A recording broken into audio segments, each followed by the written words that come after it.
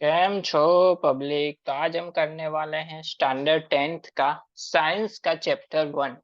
And उसमें भी specific topic है हमारा combination reaction and exothermic chemical reaction. ये दो चीज आज हम करने वाले हैं, combination reaction and exothermic chemical reaction किसे बोलते हैं। चलिए देखते हैं।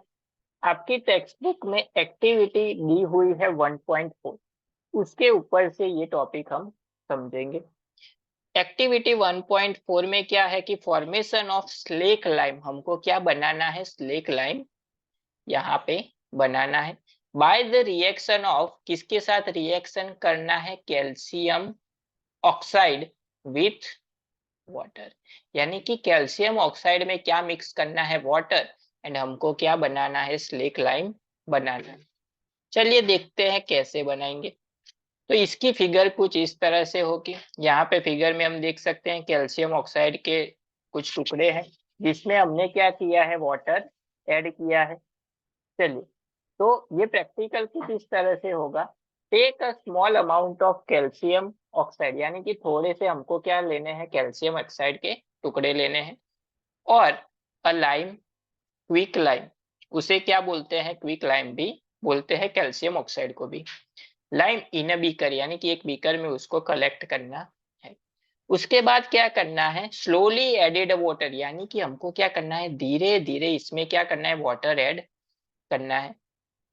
उसके बाद टच द बीकर, यानी कि बीकर को टच करेंगे तो हमको क्या फील हुआ, वो हमको यहाँ पे नोट करना है। Do you feel a change in a temperature, आपने टेम्परेचर में कोई चेंज फील किया कि नहीं, वो यहाँ पे लिखना है। तो चलिए, ये जो वाला रिएक्शन है ये कैसे होगा। तो सबसे पहले तो जो कैल्शियम ऑक्साइड है, कैल्शियम मतलब Ca एंड ऑक्साइड को लिखते हैं हम O। तो कैल्शियम ऑक्साइड मतलब CaO में क्या ऐड करना है हमको, वाटर। वाटर को हम क्या लिखते हैं, H2O लिखते हैं ऐसा।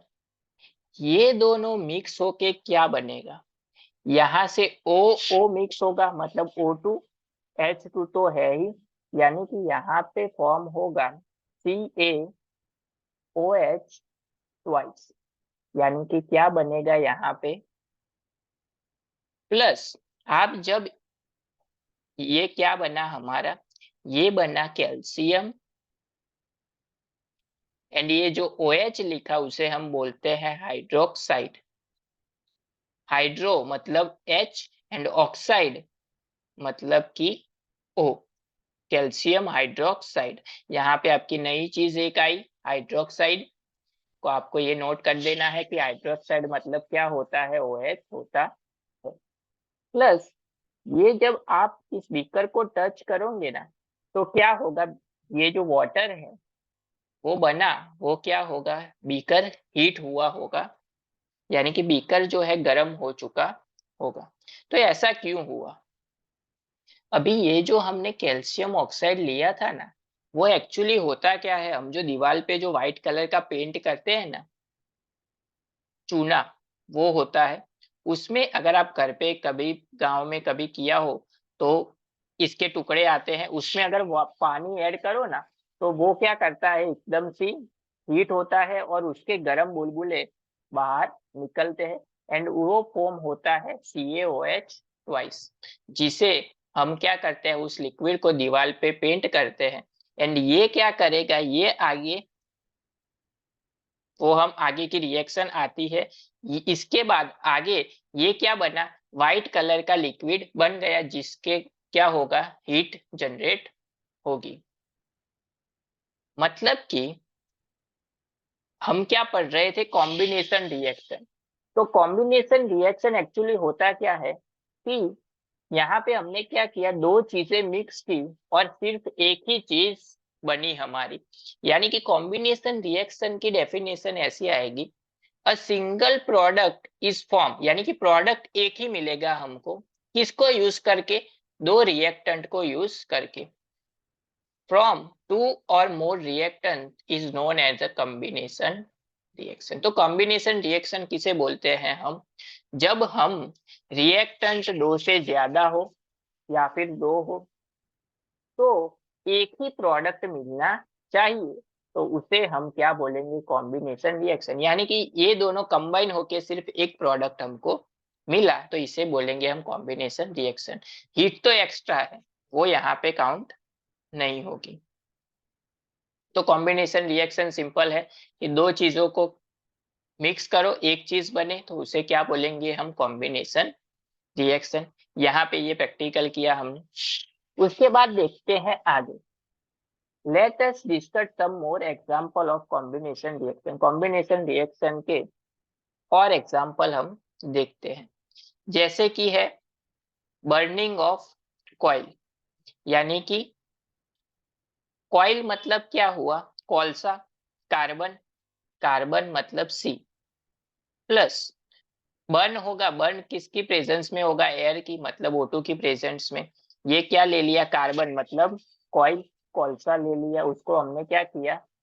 जलाया। तो क्या फॉर्म हुआ? ये दोनों मिक्स हो जाएंगे तो क्या हो जाएगी? CO2। एंड ये दोनों मिक्स हो गए, क्या बनेगा? गर्म होगा तो हीट जनरेट करेगा ऑब्वियसली।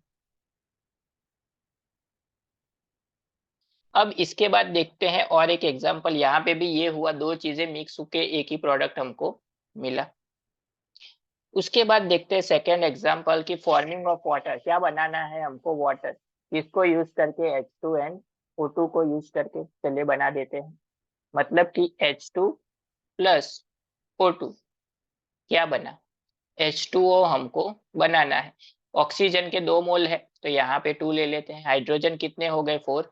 तो बैलेंस करने के लिए यहाँ पे भी 4। 4 हाइड्रोजन 2 ऑक्सीजन, 2 ऑक्सीजन, बैलेंस हो गया। तो H2 एंड O2 को यूज करके हमने क्या जनरेट किया? वाटर। यानी कि दो चीजों को मिला के एक चीज बनाई। तो ये हो गया हमारा कॉम्बिनेशन रिएक्शन। अब देखते हैं आगे। A solution of slack lime. यानी कि हमने जो आगे CaOH ट्वाइस बनाया, CaOH ट्वाइस जो बनाया by the reaction of using white washing wall. ये यूज क्या कहाँ होता है? कि दीवार पे जो हम व्हाइट पेंट करते हैं ना, वहां पे यूज होता है। कैल्शियम हाइड्रोक्साइड मतलब ये react slowly with carbon oxide, carbon dioxide. अभी ये लिक्विड हमने बनाया, आगे हमने बनाया CaOH ट्वाइस हमने बनाया, व्हाइट पेंट जहां पे यूज होगा, वो हमने दीवार पे पेंट कर दिया। अभी दीवार पे पेंट होने के बाद वो क्या होगा? लिक्विड फॉर्म होगा। तो अब वो क्या करेगा कि एयर में से किसके साथ रिएक्ट करेगा? कार्बन डाइऑक्साइड के साथ वो हवा में से रिएक्ट करेगा। एंड ये दोनों रिएक्ट करके जो पानी है वो क्या कर देंगे? अलग निकाल देंगे। क्योंकि वाटर अलग होगा तो ही वो जो दीवार पे पेंट होगा वो चिपकेगा दीवार पे। तो इसमें से पानी अलग हो गया तो बचा क्या? Ca बचा, O2 एंड एक वो यहाँ पे बचा, मतलब कि CO3। तो ये जो बना उसे हम बोलते हैं कार्बन, कैल्शियम कार्बोनेट। तो इसको हम बोलते हैं कैल्शियम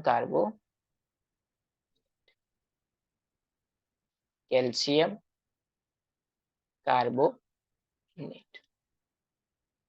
तो ये जो हम जो एक्चुअली में दीवार पेंट करते हैं ना, वो क्या होता है? कैल्शियम कार्बोनेट होता है। Calcium carbonate is form 2 or 3 days white washing and giving shining a finish, and to wall it interest to note that the chemical formation of marble is also a CaCO3। यानी कि दीवार पे जो हम white paint करते हैं वो क्या होता है? CaCO3 होता है, कैल्शियम कार्बोनेट।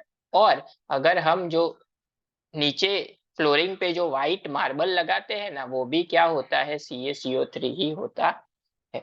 यहाँ पे आपकी एक और चीज नहीं है कि कार्बोनेट किसे बोलते हैं। तो कार्बोनेट होता क्या है? CO। 3 उसे हम क्या बोलते हैं, कार्बोनेट। तो यहाँ पे हमने पढ़ा क्या कि जो हम व्हाइट दीवार पे पेंट करते हैं वो कैसे हमने बनाया, एंड वो रिएक्ट कैसे होता है आफ्टर उसको पेंट करने के बाद। अब चलते हैं आगे एक्सोथर्मिक केमिकल रिएक्शन पे।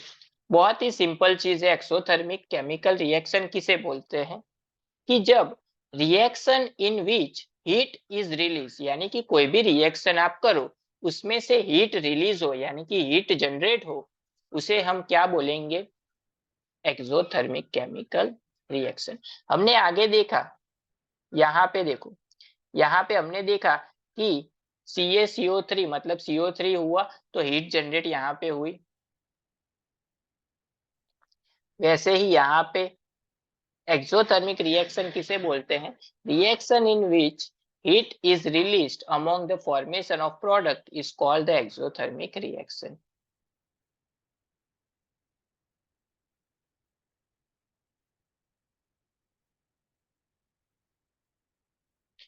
यहाँ पे आगे हमने जो फर्स्ट वाला रिएक्शन किया था उसमें भी क्या होता था, हीट जनरेट होती थी। तो उस रिएक्शन को, अभी तक जो हमने सभी रिएक्शन किए उसको क्या बोलेंगे हम, एक्सोथर्मिक केमिकल रिएक्शन। जब कोई रिएक्शन आप करो और उसमें हीट जनरेट हो तो उसे बोलते हैं एक्सोथर्मिक केमिकल रिएक्शन। चलिए उसका एग्जांपल देखते हैं। बर्निंग ऑफ नेचुरल गैस हमने ले लिया CH4, उसको बर्न किया, जब भी जलाते किसके प्रेजेंट में है, O2 के प्रेजेंट में, तो बनेगा क्या, कार्बन डाइऑक्साइड ऑब्वियसली बनेगा, एंड दूसरा क्या बनेगा, वाटर। अभी यहाँ पे देखो 2 मोल इसके हैं लेकिन 3 है यहाँ पे, तो इसको 4 कर देते हैं, तो ये क्या हो गए, ऑक्सीजन 4 हो गए। तो इसको 2 से मल्टीप्लाई, ऑक्सीजन 4, कार्बन एक, ऑक्सीजन, हाइड्रोजन 4, हाइड्रोजन 4, बैलेंस हो गया रिएक्शन। तो यहाँ पे देखिए, जब हम CH4 को with the presence of O2 यानी कि जलाएंगे तब क्या होगा, कार्बन डाइऑक्साइड जनरेट होगा एंड वाटर जनरेट होगा। ये वाटर किस फॉर्म में होगा, गैस फॉर्म में होगा, तो वो हवा में चला जाएगा।